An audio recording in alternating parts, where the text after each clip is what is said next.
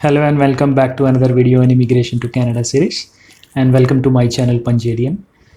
आज का जो टॉपिक है वो हम लोग बात करेंगे कि how to find out jobs in Canada from outside Canada. अगर आपने मेरा लास्ट वीडियो देखा होगा जिसमें मैंने आपको अटलांटिक इमिग्रेशन प्रोग्राम के बारे में बताया था कि उसमें आप जॉब ऑफ़र ढूंढ के आपको इजीली इमिग्रेशन आपको मिल सकती है। तो उसके अंदर आपको डेजिग्नेटेड एम्प्लॉयर्स को कांटेक्ट करना पड़ता है और 1 साल का जॉब ऑफ़र कॉन्ट्रैक्ट लेना पड़ता है। तो अभी बात आ जाती है कि जॉब ऑफ़र लिया कैसे जाए। इस वीडियो में हम उसी पे बात करेंगे कि how you can get what is the best strategy to get job offers from outside Canada. तो फर्स्ट ऑफ़ ऑल आपको ये जानना है कि आपकी एलिजिबिलिटी बनती है कि नहीं। तो अटलांटिक इमिग्रेशन प्रोग्राम के अंदर जैसे आप सब जानते हैं 4 प्रोविंसेस हैं, Nova Scotia, New Brunswick, Prince Edward Island. सबसे पहले आपको ये देखना है कि आपकी इन सभी प्रोग्राम्स के अंदर एलिजिबिलिटी बनती है कि नहीं।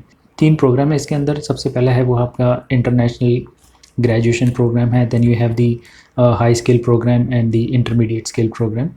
अगर आपकी एलिजिबिलिटी इस प्रोग्राम्स के अंदर किसी के भी अंदर बनती है तो नेक्स्ट स्टेप आपको क्या करना है। तो सबसे important step to be eligible है is to find a job. To find a job पहले तो आप ये डिसाइड कीजिए कि आपको कौन से प्रोविंस में रहना है, क्योंकि इसके अंदर 4 प्रोविंस आते हैं, Nova Scotia, New Brunswick, Prince Edward, Newfoundland. इसलिए मैं आपको कह रहा हूँ क्योंकि हर एक प्रोविंसेस की अपनी खुद की उनकी रिक्वायरमेंट्स होती हैं जॉब को लेकर। प्रोविंस नोवा स्कॉशिया की जो जॉब मार्केट है वो अलग है, प्रिंस एडवर्ड आइलैंड की कुछ अलग है। आपकी स्किल्स के हिसाब से जो प्रोविंस सही बैठता है आप उस पर थोड़ी रिसर्च करिए और वो प्रोविंस सबसे पहले आप सेलेक्ट कीजिए after doing a proper research. एक बार आपने पिन डाउन कर लिया कि आपको कौन से प्रोविंस में रहना है, कहाँ पे आपकी जो स्किल्स हैं वो ज़्यादा मैच करती हैं प्रोविंशियल रिक्वायरमेंट के साथ, तो वो आपको आपकी जो चांसेस है जॉब ढूंढने की, मिलने की, वो बढ़ जाती है अगर आपने वो अच्छी से रिसर्च करके चारों प्रोविंसेस में बेस्ट प्रोविंसेस ढूंढ लिया। तो फर्स्ट स्टेप आपने कर लिया कि आपने प्रोविंस ढूंढ लिया। सेकंड स्टेप जो आपको करना है वो है कि जॉब ऑफर्स के लिए भी अप्लाई करना है। तो उसके लिए जो डेजिग्नेटेड एम्प्लॉयर्स हैं आप उसकी लिस्ट जो दी हुई है वेबसाइट्स में, गवर्नमेंट की, हर एक प्रोविंशियल गवर्नमेंट की वेबसाइट पे आपको लिस्ट मिल जाएगी।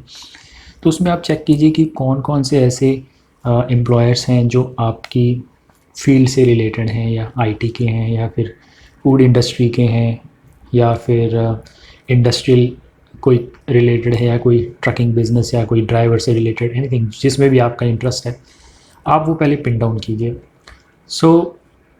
सबसे अच्छा तरीका क्या है अभी जॉब ढूंढने का। सबसे बेस्ट तरीका तो ये है कि आप अगर उस कंपनी की वेबसाइट है जिसके लिए आप अप्लाई करना चाहते हैं तो उसके आप वेबसाइट पे जाके अप्लाई कीजिए। अगर उनकी वेबसाइट नहीं है तो ज़्यादातर कंपनीज़ जॉब बोर्ड्स जो हैं उसमें अपनी वैकेंसीज़ पोस्ट करती हैं। तो जैसे Indeed.ca है, या फिर Monster.ca, jobbank.gc.ca या simplyhire.ca, ऐसी वेबसाइट्स हैं कनाडा की। तो इसमें जाके आप सर्च कीजिए उसी एम्प्लॉयर नाम से जो डेजिग्नेटेड लिस्ट में दिया हुआ है, उस एम्प्लॉयर के नाम से आप चेक कीजिए और वहाँ से जाके अप्लाई कीजिए। लेकिन अभी अप्लाई कैसे करें और अप्लाई करने का सही तरीका क्या है। अप्लाई करना तो आसान है कि आप उसकी वेबसाइट पे जाके डायरेक्टली या तो आप एचआर को भेज दीजिए अपना रिज्यूम, या तो फिर आप जॉब बोर्ड्स में जाके सर्च कीजिए और वहाँ से अप्लाई कीजिए। लेकिन उससे पहले जो सबसे इम्पॉर्टेंट काम है वो होता है कि आपको अपना रिज्यूम और कवर लेटर पे बहुत काम करना होगा, क्योंकि रिज्यूम और कवर लेटर डिसाइड करेगा कि आपका जो रिज्यूम है वो एम्प्लॉयर्स के पास पहुँचा है कि नहीं।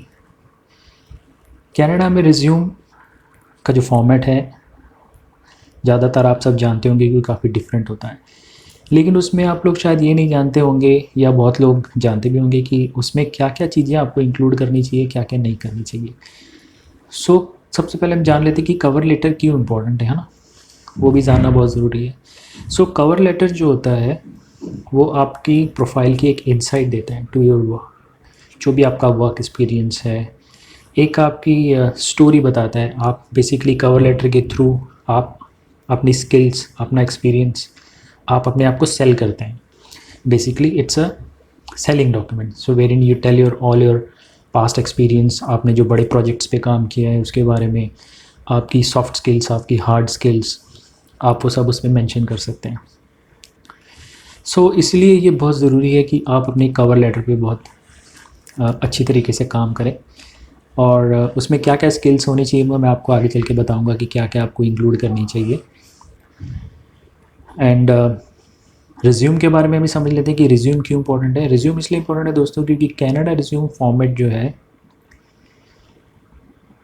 ही आप डिसाइड करता है कि पहली बात तो आपको मतलब एम्प्लॉयर्स के पास वो पहुंचाए कि नहीं, क्योंकि कनाडा में ATS करके सिस्टम होता है जिसे कहते हैं एप्लीकेशन ट्रैकिंग सिस्टम। सो उसमें ज़्यादातर जो रिज्यूम्स हैं उसमें से आउट हो जाते हैं और वो एम्प्लॉयर के पास पहुंचते नहीं हैं क्योंकि वो सही फॉर्मेट में नहीं रहते।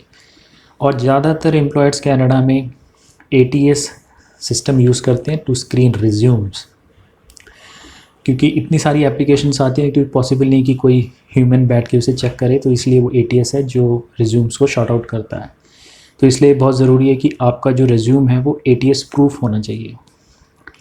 और एक इम्पॉर्टेंट बात दोस्तों, अपने रिज्यूम में कहना में do not include any personal informations, जैसे कि आपकी एज, मैरिल स्टेटस, फैमिली या रिलीजन, और अपनी कोई भी फ़ोटो रिज्यूम में ना डालिए क्योंकि ये कनाडा फॉर्मेट में नहीं आता। ज़्यादातर ये सब इंफॉर्मेशंस अवॉइड की जाती हैं। सो अभी देखते हैं कि कौन सी वो 3 चीज़ें हैं जो आपके रिज्यूम में या फिर कवर लेटर में इंक्लूड होनी चाहिए।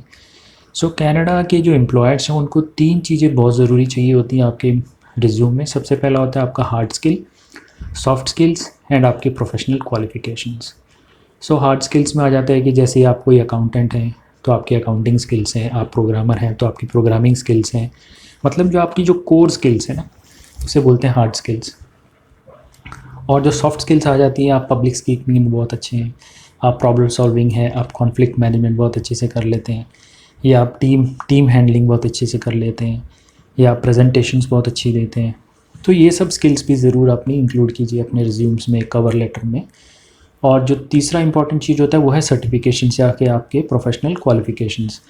सो कनाडा एम्प्लॉयर्स क्वालिफिकेशन पे भी बहुत ज़्यादा यहाँ पे ध्यान इम्पोर्टेंस देते हैं। सो अगर आपकी जॉब से रिलेटेड जो भी आपने क्वालिफिकेशंस की हैं वो अच्छी से मेक श्योर कि उसमें इंक्लूडेड हैं। और अभी हम देखते हैं कि एग्जांपल सॉफ्ट स्किल्स का कैसे हो सकता है। आप स्क्रीन पे देख सकते हैं कि एडमिनिस्ट्रेटिव एंड सपोर्ट है। सो ये मैंने नोवा स्कॉशिया गवर्नमेंट की स्किल्स इन डिमांड वेबसाइट से ये मैंने स्लाइड उठाई है कि जहाँ पे उन्होंने बताया है कि अगर आप एडमिनिस्ट्रेटिव एंड सपोर्ट में आप जाना चाहते हैं, अप्लाई करना चाहते हैं जॉब्स के लिए, तो ये 3 स्किल्स जो मैंने आपको बताया, हार्ड स्किल, सॉफ्ट स्किल्स या सर्टिफिकेशंस आपके पास होनी चाहिए जिसकी डिमांड है। सो आप जब भी किसी एम्प्लॉयर के लिए आप अप्लाई करते हैं तो मेक श्योर कीजिए कि आप ये 3 चीज़ें जो हैं, hard skill, soft skills and certifications, उस जॉब से रिलेटेड या इंडस्ट्री से रिलेटेड जो भी की वर्ड्स हैं, जो की पॉइंट्स हैं, वो आप ज़रूर रिसर्च करिए, अपना रिज्यूम में डालिए और तभी उसके बाद ही अप्लाई कीजिए for jobs for that position. उससे आपकी chances of getting a job offer बहुत ज़्यादा बढ़ जाती हैं। और एक चीज़ दोस्तों, जैसे कि आप स्क्रीन पे देख सकते हैं, मैंने एक नीचे एक लिंक दिया है जिसे resume.target.ca.sample। तो अगर जिन्हें ये नहीं पता कि कनाडा के रिज्यूम्स कैसे होते हैं, उनका क्या फॉर्मेट है, तो वो इस लिंक पे जाके वो सैम्पल रिज्यूम्स चेक कर सकते हैं और उनको वहाँ से काफ़ी कीवर्ड्स भी मिल सकते हैं। तो आप ज़रूर इस लिंक को चेक कीजिए। Thank you so much for watching this video, and if you're not subscribed to my channel, please do subscribe, comment and share it, and I'll see you in my next video.